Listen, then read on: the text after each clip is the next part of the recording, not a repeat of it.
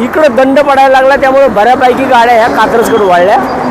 कात्रज घाटातून त्या गाड्या अशा कात्रज चौकात जातात आणि कात्रज चौकावरून त्या गाड्या नवले ब्रिजला जातात. हे एकंदर आम्ही केलेलं सर्वेक्षण आहे.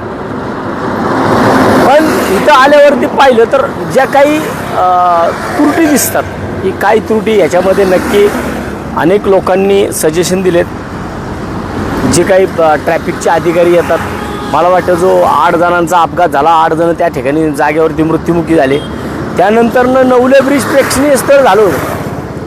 नेते, पुढारी, अधिकारी गेल्या 8, 15, 20 दिवस का लोकांनी त्या रस्त्याला प्रेक्षणीय स्थळ करून टाकलं विचारायची सोय. आणि ज्यांनी ह्याच्यावरती मार्ग काढायचे त्यांनी मार्ग काय काढले? स्पीड 30चं करा. अरे स्पीड 30चं केल्यामुळं एकतर दंडाची नितीन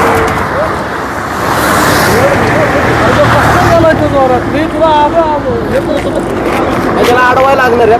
तो कसला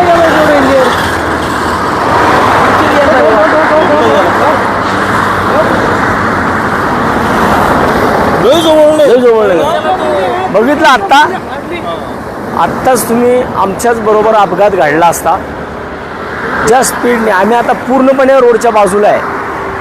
आम्ही शेवटच्या टप्प्यामध्ये थांबलो म्हणजे रस्ता संपल्यानंतर ना आम्ही बाजूला थांबलो आहे.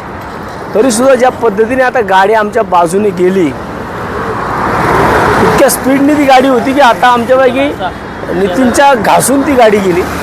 आमच्या बी अगदी बाजूने गाडी गेली. तिथून पुढे तो परत आतमधल्या बाजूला इतक्या चुकीच्या पद्धतीने आला.